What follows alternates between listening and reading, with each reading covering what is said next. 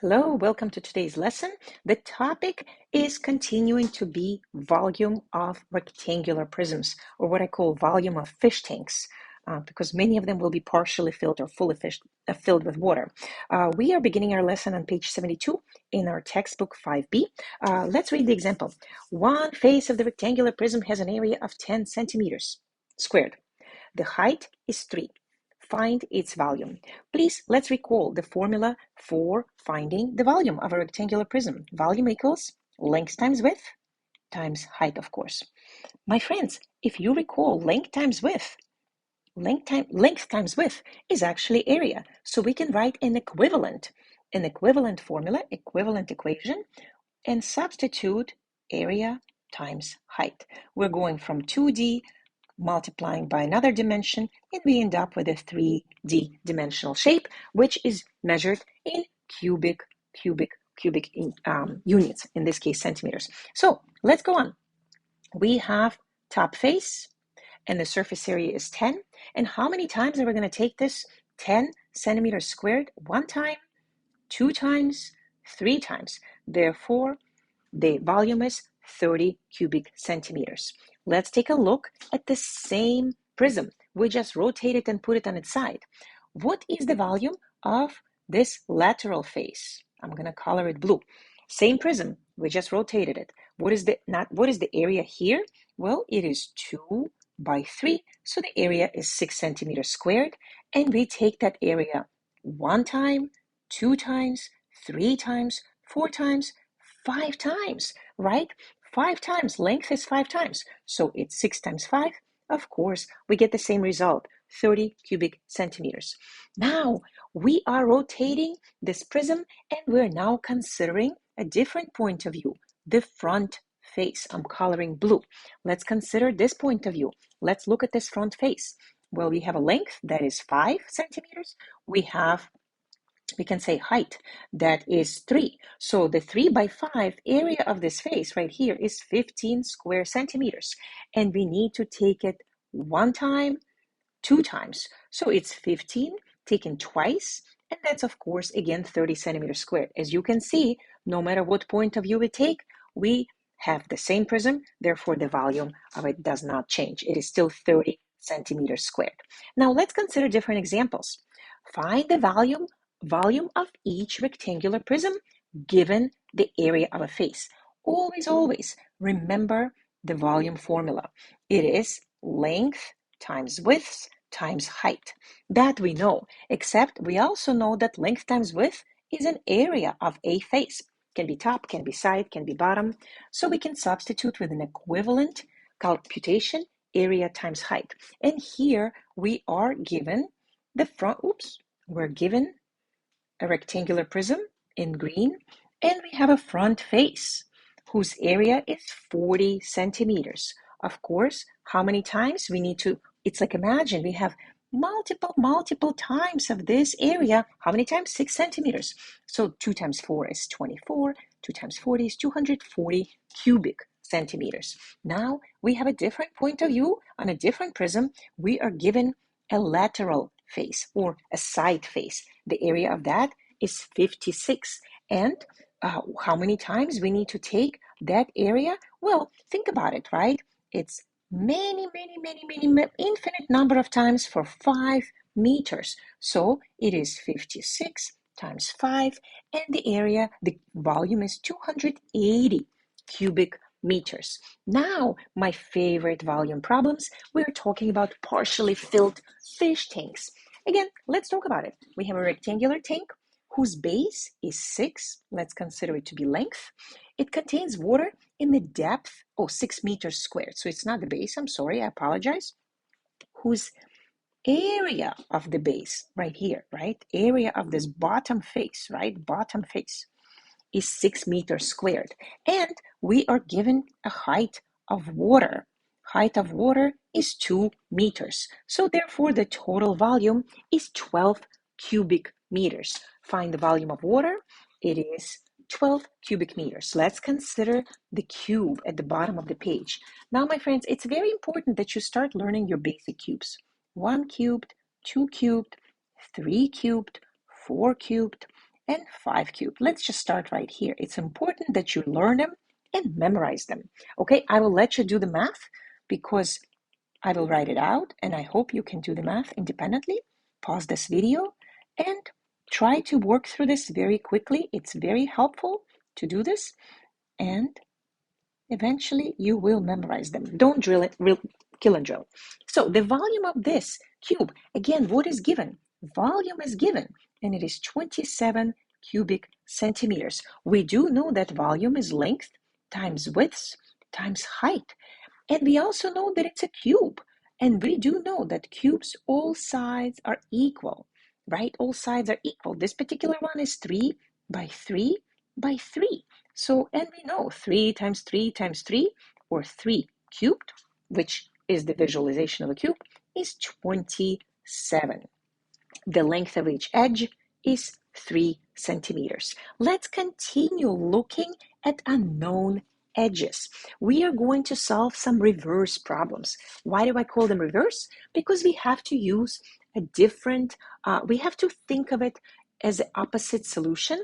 Why? Because in the following problems, first, let's recall our formula. Always, always write down your formula if not given. But here, they were really nice and they gave us our formula. That is so important to us. Let's highlight it. Let's highlight it. Volume is length times width times height. We can also have an equivalent, which is area of a face, any face, times the height. Whatever is the height, depends on your point of view. Now, from that formula, we can conclude if one of the values is not known, let's pretend we do not know the height. How do we solve for unknown height? Well, let's consider this. Let's consider this. Volume equals area times h. And here h stands for height. What if we need to find a height? If we know volume, if volume is known and area is known, we know we're looking for a missing factor in multiplication equation. How do we find a missing factor? We take the product, which is volume, and divide it by the known factor, which is area of a face. Alternatively, we can say that a missing height can be found by taking volume, that's your product, that will be given, divided by length times width, because length times width is the same as area. So let's take a look at problem number 16. The volume of the prism is given. V equals 24 cubic centimeters. The length is 3. Length equals 3. Width is given, equals 2. Can we find the height? Can we find the missing height? Of course we can find the height if we do know other 3 factors. We can find the missing one. Let's, again, don't memorize the formula. Think logically, right? So the missing height would be volume divided by what we know. 3 times 2, the area. So let's substitute 24 divided by 6, and the missing height, which is right here, is 4 centimeters. It's 4 centimeters. By the way, this is a typo. We're looking for 4 centimeters.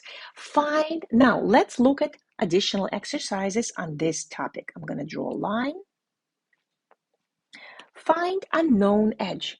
Look, we are looking for a known edge for each rectangular prism. Let's consider example 17a. We have a prism and we are looking for AB.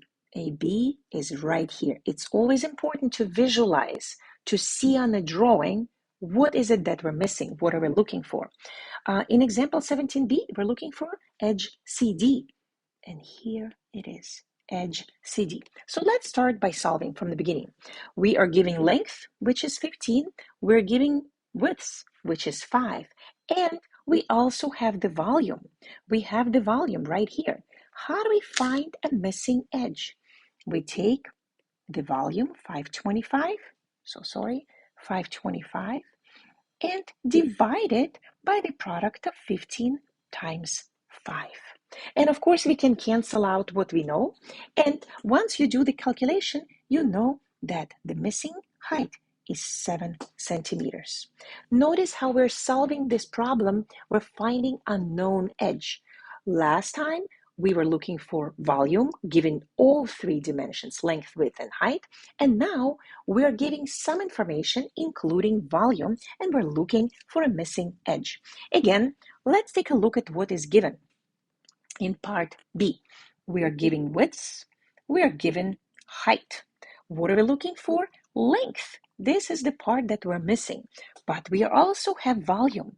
So in order to find the missing edge, we take the volume, which is 216, and divide it by what we know, the area of this face. I'm going to highlight it here, the area of this face, which is 6 by 3. And of course, 6 times 3 is 18. And if you do the math of 216 divided by 18, you will know that the missing length is 12 meters. Next, we continue practicing number 18. Find the unknown edge of each rectangular prism. Again, we have two examples, A and B. What is given? Every geometry problem starts with a drawing. Every geometry problem starts with a question. What is given? Given area, and also given volume of the entire shape. Can we find the missing side, missing edge, EF? Yes, of course. If we know volume and a face, we can find the missing third dimension, whether it's length or width or height. So let's try this. It is 66. Oh, I'm sorry, wrong number. So the entire volume is 264. We would take the entire volume and divide it by the area, which is length times width, divide by 66. And I hope you see that 66 goes into 64 4 times. EF equals 4 centimeters. Next problem. Again, we're giving an area, in this case, of a top shape, and that is 72. How do we find a missing edge? We are looking, in this case, it is missing height, GH. But look, what is given? What is given? We have area of a typeface, and we also have a volume that is given. Of course, we can find a missing edge. It doesn't matter whether it's height, length, or width. We can always find a missing edge if we know the other dimensions and the volume. So 288 divided by 72. How many times 72 goes into 288? This math is quite simple. We know it goes 4 times. So the height equals 4 feet. I hope you find this lesson useful. In the next page 75, we're going to look at partially filled fish tanks.